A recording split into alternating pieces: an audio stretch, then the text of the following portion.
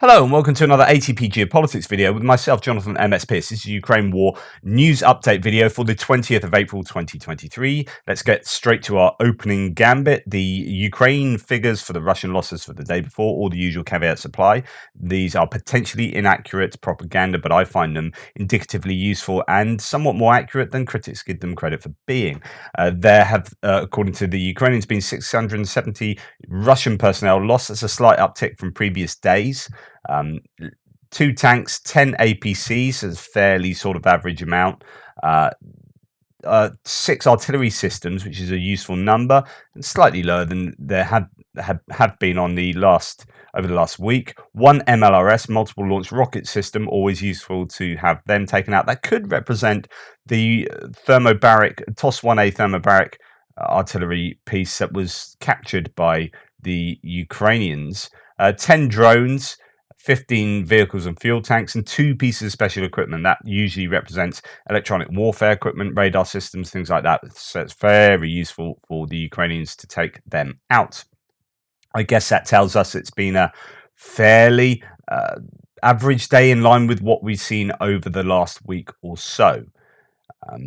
There were 10 out of 11 Shahed drones taken out last night by the Ukrainian air defense across Ukraine. So there was a sort of a small barrage of these, I guess, the same as the night before, there or thereabouts. So been these theories that Russia are storing up missiles and drones ready for the Ukrainian counteroffensive and might well hit the counteroffensive with drones and cruise missile barrages. This, though, as I said yesterday, has given the Ukrainians a chance to stock up with their own air defense missiles. So, it works both ways, I guess. But that is a slight worry. It's one of my biggest worries about the Ukrainian counteroffensive is what the Russians will throw at it. And I have a feeling they will throw everything they possibly can. You'll see S-300 missiles aplenty. That is, I guess some people dismiss that. It's a very big area, the area of potential counteroffensive. And so it's like, throwing pins in a field, I guess, is the defense for the Ukrainians. But I am worried that, there will be a big cruise missile attack. So anyway, just supporting some of the figures here is, was there any air defense taken out yesterday? No anti-aircraft warfare system, but however, this will probably represent figures from previously over the last sort of 3 or 4 days. This is a 9A331 OM1 or 9A310. No, that's an O. M12 Telar. This is actually a buck system. Looks like in fact, that exact system looks like this. That is what is blowing up in this image, and you can see the way it cooks off is quite particular to these air defense systems. So that was taken out in Donetsk Oblast somewhere. Really useful for the Ukrainians to take them out. Moscow hospitals don't manage to deal with the flow of Russian wounded despite it being deep in the rear. They suffer from a lack of medicines, low motivation, overstretched personnel. Mortality rates seem to be high while doctors sell psychotropic and narcotic drugs on the black market. Corruption is everywhere. It's probably a matter of time before the health system collapses entirely, says this one source. Obviously, be wary of these sources. That it's just could be anyone saying anything. But there are these reports that actually the hospitals within Russia, not just the ones on the front line, are really struggling with a number of casualties. At the main military hospital, so this is a translation of I presume, a Russian source. At the military hospital, Burdenko, Kupavnen in Moscow, there's a constant round-the-clock emergency flow of the injured, incessant injuries. So 300s are casualties, not dead. And 200s are dead, and 300s are wounded in action. There are not enough places for everyone in the wards. Sometimes they put them in the corridors. Amputees, injured, ill, mainly motorized riflemen, paratroopers, and National Guard. Doctors work almost in 3 shifts. Overtime is paid reluctantly. Mortality is also decent. The 300s go into the category of the 200s all the time. That means decent means bad. Medicines tend to run out. Delivery is often delayed. Problems with some medicines in the Russian Federation are already gradually being felt. Equipment 50-50, old and new. The military medical service of the Ministry of Defense of the Russian Federation does not fully cope with its duties, even in the deep rear, but colonels and generals, military doctors have good incomes from the sales of psychotropic and narcotic drugs on the black market, as evidenced by solid households and premium foreign cars in suburban villages. All the usual kind of stuff. But actually, this is, as in to do with the corruption there, this is really significant and is also borne out by some data that has been leaked concerning and those who are disabled on veteran disability benefit. It's something I'll be talking about in one of my extra videos over the next day or so. So it seems like the figures are pretty bad for injuries and some really serious injuries of those fighting on the front line. Talking about losses and hits, there are rumors of a bridge in Zaporizhia being destroyed today. They say it's on the way to Azov and over the Obotichna River, which would be here, I guess, says Andrew Perpetua. I don't know if the report is true, but I see people marking the wrong Azov, so I thought I'd bring it up. Now, these kinds of claims seem to be fairly common at the moment, and it could well be that we are seeing a lot of hits in the Zaporizhia Oblast in advance of the coming counteroffensive. So there's lots to say about this coming counteroffensive. But before I move on to talk about that, just a few other things. This is Russia on fire. Someone in the threads pointed me towards this. This is a pretty substantial fire in a plastics and synthetics resins plant in Dzержinsk. Now, this is not the first time either, and this makes me at this place, I think, over the years. So this is it makes me believe that it's not accidental, that there is some kind of I don't know, partisan activity or activity of ne'er-do-wells in the area as far as the Russians are concerned. But that's a significant fire. Okay, Russians are using these. I mean, here's having used strategic cruise missiles against the Ukrainian power grid, Russians have started using older guided bombs on the front. So these are these FAB 500s, but I think they're using larger ones than those as well. And they are significant pieces of munition. Here, it appears that it's hit another field, so their accuracy, even though they are supposedly precision munitions with GPS guidance on board, they don't. Well, the footage we are seeing from the Ukrainians often shows them hitting not very much. However, I'm pretty sure they also hit some significant targets as well, but we just don't hear about them.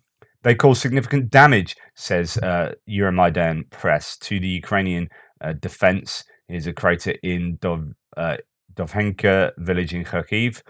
So yeah, huge. And this is supposedly Vuhledar after shelling later today. I cannot verify this new photo, and there is no timestamp, but I did not find it on online searches, says Tim White. So that is, these buildings have remained stalwart in Vuhledar, and they are providing really good vantage points for the Ukrainian defenders to be able to hit the Russians in the lower ground to the south, Pavlivka and Mikilska, with ATGMs, anti-tank guided missiles from within these buildings, and to also spot for artillery. And they've actually remained up, but here you can see significant damage. It makes me wonder whether that is one of those guided bombs as well, because they've hit these plenty of times and not had this kind of effect. That is pretty significant. But it'll be interesting to see whether we see more footage of this damage coming out today and see whether it was indeed Vuhledar. Now, this has been doing the rounds big time. Lots of footage to do with this. This was in Kyiv last night. Apparently, it was not to do with air defenses. And people are saying, well, what the hell was it? And there are various different claims. So the footage started off like this, really bright lights in the sky. And indeed, further footage suggests, so here we have further footage of, you might think it's some kind of attack from the Russians or something, but the claims are it was either a meteorite or a satellite coming down. There were some claims it was a NASA satellite because they had announced that they were bringing one of their satellites down or something, but the NASA said it wasn't theirs. So yeah, lots of varying footage of this, and even in Belarus. So here we have, I'll play that again. This is over the border in Belarus, so that could well be, a meteor, could be, or meteorite, it could be a satellite coming down, or indeed a TIE fighter. Yeah, your guess is as good as mine. Probably not the latter. Okay, moving on to bits and pieces here, and this I thought it'd be interesting to bring in Kenneth Gregg's claims, opinions. I don't know what you call them here. He's a Swedish chap fighting in Ukraine and being involved over there. Take these claims with a pinch of salt, but they are, there's so much stuff being thrown into the information space, and I'm part of that. Just trying to pick what is useful, what is accurate, what might be true, what predictions sound salient, and all that kind of stuff. So here he says it's now T minus something until the major offensive. The new armored vehicles and tanks have new recognition signs, a white arrow pointing to the left. This is normally done before a major event. There are also pictures of our soldiers and Bradleys supported by old modernized T-55 tanks. Yes, we have those too. Their task will probably be to enter during the so-called second wave and secure retaken ground. Artillery and grenades are also pouring in, and we have filled our fuel depots all along the front line. This detail is interesting, by the way. During the Kharkiv offensive, the depots were filled while the other fronts were at a standstill. This indicates that we are not attacking only in a few places, but along the whole front when we start. How we synchronize it all will be interesting. Most likely we will attack gradually. We will start the attack in a new place when we have achieved an objective in one place. There have been orders that the new ones who are in training should be trained mostly on attack strategies and tactics with less focus on defensive tasks. When we puzzle together the big and small signs, the conclusion is it will be a massive offensive with all in. We are looking for a knockout in the first round.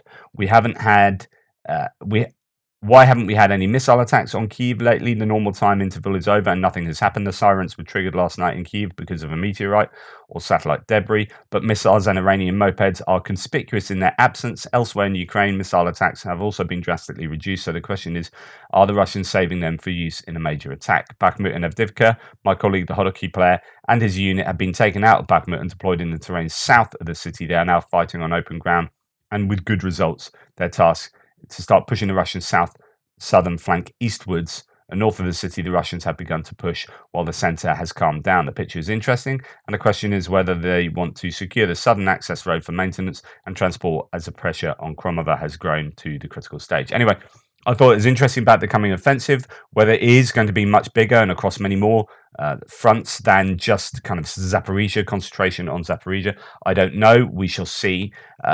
This is what Ben Wallace, the UK's Secretary of Defence, said in a briefing with reporters. He said on the Ukrainian offensive, Ukraine, quote, is in a stronger position than the media might report, or indeed reports might suggest. That's fascinating. Now, is this psyops? Is he, trying to big it up without having the justification to do so, as far as what the truth is? Or is this a case of he is literally saying, yeah, these guys are in a good position, they've got enough stuff, it's looking good? He says they're not going to be rushed, and that's important.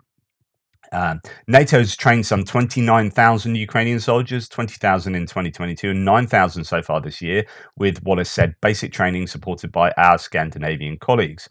An overall outlook for the war, quote, I'm optimistic for this year for Ukraine, but I also think we should be realistic, and there's not going to be a single magic wand moment when Russia collapses. On China potentially arming Russia in Ukraine, he says, I don't think China want to be seen to support an individual who doesn't seem to respect sovereignty. I don't see yet any full-throated support for Russia. On Russia's Black Sea Fleet, Wallace says, and this is vitally important, I think, Wallace says the fleet is, quote, is currently stuck. It doesn't move, due to the Ukrainian coast being, quote, riddled with Harpoon missiles and anti-ship missiles. So we know that the Ukrainians have been given these, and it appears that they've set them up along the coast up to Kherson area, and you can imagine that the range on those means that the Russian ships can't get as close to Ukraine as they would like, and they're stuck over on the eastern side of the Black Sea. That being so that I think, yeah, that makes a lot of sense. On European defence, he says, we're seeing Ukraine expose our own weaknesses, citing a colleague from, quote, a Mediterranean country. I don't know, this could be Spain, it could be Italy, who told him they checked their inventory of tanks recently and, quote, realised that they're all broken. Wow. We've not seen tanks from Italy, really. We've seen tanks from other European nations, but even from Spain, I think it's only maybe 6 or so. Not a great number. So that country, whatever that country is, that could fit either of them. Having all their tanks broken is, yeah, something that seems to be the case. That they haven't been needed for so many years, and the money has been pouring in to other departments in these governments. Unsurprisingly, that's not necessarily criticism. That's just what happens in peacetime. But then you get to war and you're unprepared for war. In the city of SKODASK in the Kherson region, this is still in occupied Kherson. As of April the 18th, the Russian occupiers began to force all collaborators and those who cooperate with them to sign an obligation to prohibit travel outside of the district, the General Staff of the Armed Forces of Ukraine said. Right. Again, I want to speak to pro-Ukrainian voices, people in the threads. You know who you are, Frankie B, and I don't know, all the other ones, Solid for Life or whatever his name is.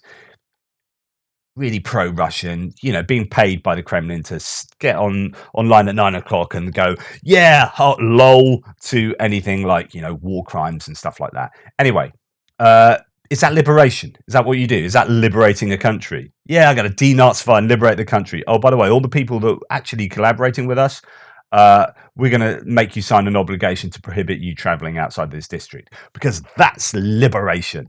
Yay, liberation. Just on the wrong side, morally speaking. Okay, evacuations by civilians are actually happening in Tokmak. So Tokmak is near Melitopol in the Zaporizhia region, and there is footage of people who are genuinely evacuating from there. There are tensions apparently in the area. There have been people driving around with loudspeakers saying you need to evacuate, as I reported yesterday, and actually people appear to be doing so. So that's I guess builds up a picture of. I mean, I would be on edge no matter whether I was pro-Russian, pro-Ukrainian, living in an area I was pretty certain would be the center of a coming massive counteroffensive. I'd be thinking, yeah, could be in the middle of a war zone in a week's time, 2 weeks' time. Yeah, might want to put my valuables into a car and just drive off to my aunt's place. So, Secretary of the NSDC, Danilov, is convinced that it was not. So, that's the National Security and Defense Council. He's convinced that it was not Putin who went to temporarily occupied territories of Kherson and Luhansk, but one of his doubles. And there's lots of people reporting on this. So I mentioned this yesterday that some people are saying that's not Putin. He's still like really germophobic, doesn't really get out much. He's distant from people around him. So it's quite unlikely he would be going out on these jaunts around Kherson. And actually people quite seriously towards the top saying, yeah, it's a double. I don't know. I have no idea, but I'm just putting it out there. Somebody did say something interesting on one of my threads yesterday, which was, have you noticed that every time he gets out of the helicopter, there are pictures of him getting out of the helicopter, the rotors aren't going round. So it looks really, really staged. Well, that's an interesting. I don't know what that says, but yeah, interesting that you would wait until the rotor's completely stopped before getting out, or it's already stopped and then just the whole thing is just really, really staged. I don't know that it says anything about any truth of it. Just an interesting observation. Okay, going on to military aid and other such things. Ukraine continues to need military aid, and the West will continue to provide it, but there is no talk of new types of weapons yet, says the German Chancellor Olaf Scholz in Lisbon. Interesting, so no new weapons, just lots of the sorts of weapons they've got. We're talking really long-range missiles would be the new weapons, or airframes. But yeah, so talking about what Germany has pledged and indeed delivered, they've delivered one Patriot SAM battery and one IRIS-T SAM system. 2 more to be delivered for a total of 4. Right, IRIS-Ts are brilliant. Patriots are brilliant. Why this is... Well, okay. Germany have delivered one. We have had, I think, the American one, and we have 2 from the Netherlands. So there are 4 Patriots to be delivered. There are these IRIS-Ts, there are NASAMs.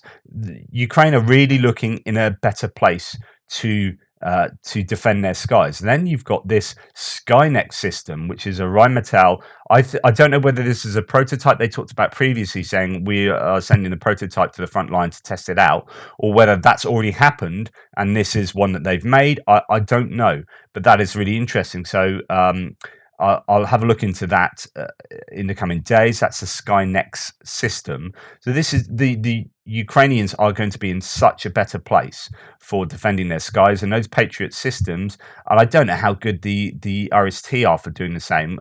Are at least potentially capable of taking out S-300 missiles, these ballistic trajectories or ballistic missiles that are causing the Ukrainians a lot of problem because they can't shoot them down, and that would include the Kinjal missiles that are pretty devastating.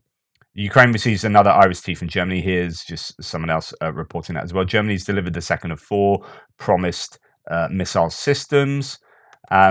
And also, this is the first image of a Turkish-supplied Roketsan TRLG-230 missiles being loaded into a multi-barrel rocket launcher vehicle prior to use by the Ukrainian 49th Artillery Brigade. Now, he gets this wrong. The TRLG-230 guided missile has a range of up to 70 kilometers. No, the TRG-230 has a range of 70. The TRLG, which these are, have a range of 150 kilometers. So there have been these times when longer range targets have been hit, or targets at a range that is much longer than the typical HIMARS missiles. And there've been talk about exactly what this is. Is this HRIM-2? Is this X? Is this Y? Is this an ATACMS even? But actually, they've had TRLG 230s for a whole bunch of months. I reported this back, I don't know, maybe 6 months ago. I don't know how many they have, but these are Turkish missiles that have a range of 150 kilometers. So yeah, the US has announced another military aid package. This includes there's 325 million. This includes HIMARS, 155, 105 shells, TOW anti-tank missiles, 84 anti-armor rockets, 4 logistics support vehicles, port and harbour security systems. Don't know what they are. 9 million small arms ammunition. But the key one here for me is precision aerial munitions. Those will be JDAMs. We are seeing the Russians use their version of that to great effect, and it would be great to see the Ukrainians use these. We haven't heard too many reports of them being used. Just a few odd bits of footage say, is this JDAM? Not sure. It could be. Looks like it. Don't know. In addition to the RBS-70 short-range air defense system, the Ukrainian army also received Swedish PS-70 radars. These are these giraffe radars. These radars can detect distances of up to 40 kilometers and at a height of up to 10 kilometers. Some say actually 50 kilometers, depends which type it is. The target acquisition data is then passed to foreign units. Right, without these things, surface-to-air missile systems are useless. You know, you need to acquire the targets before shooting at them. So these are super important, these radar systems. European powerhouse, Polish military. This is Oryx list updated with 50 Rosomak IFVs to be determined, purchased by Ukraine, in addition to the 150 that have already been ordered. Now, that's 200 of these. I don't know when these are going to get to Ukraine, but these are Finnish base with, I think, an Italian turret, funded partly by the EU and assembled in Poland. So actually, when they say Poland are doing this, really they need to give some props to the EU, Finland, and Italy as well. 50, I think that's supposed to be BMP ones. So those are old school, and 60 PT-91 main battle tanks are being delivered. We've seen training on them. Those are the T-72 upgrades, I think. So Poland producing a lot. There's just this. I get this sense that perhaps there is a lot of equipment that is ready or will be ready for the Ukrainians. So some people are suggesting that actually they are going to be well enough equipped. Indeed, here's some footage of strikers and Ukrainians being trained. This is dry ground as well. So we're starting to see ground dried out. Don't know where this is, whether this is in Ukraine or still in Germany or Poland. But we are seeing, combined arms maneuvers being trained and, decent equipment. And indeed, I mean, here's an image that will... Oh, beautiful. Here's an image that will please pro-Ukrainians here. There are quite a few troops training here. Now, again, where is this? When was this taken? Are these definitely Ukrainian troops? I mean, I presume they are. And this fits in with other footage we've seen recently, indeed, on an airport area that this is. I would think this is almost certainly Ukrainian. These are almost certainly Ukrainian troops. and quite a lot of them. So the upcoming counteroffensive, you might have permission to be in a fairly good spirits about that if you are pro-Ukrainian. But again, I don't know. There are good reasons to be optimistic and also good reason to be entirely cautious. Okay, so going on to geopolitics, not much stuff. So, a Russian bank, which has based itself in Hungary, has announced it's withdrawing from the country. Sorry, seems likely International Investment Bank hoped to go under the radar as far as sanctions were concerned, but as soon as they were caught, the IIB decided to leave the EU entirely. In fact, there's been some reversal on certain rhetoric and decisions in Hungary. They're under quite a lot of pressure from the US and the EU. Zelensky will speak before the Congress in Mexico. Mexico is another one of these countries that's, for all intents and purposes, neutral. German president and the US ambassador to Mexico have previously tried to persuade the Mexican government to side with the Ukraine, but the efforts led to some notable arguments in Congress. So Zelensky's going to do his best to get them on side.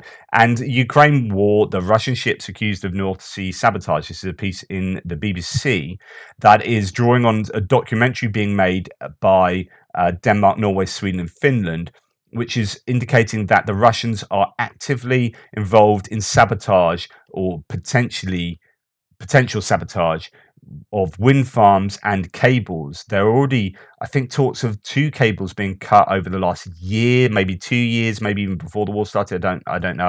I need to look into that. Just take the caveats with my claims there. But there have been some.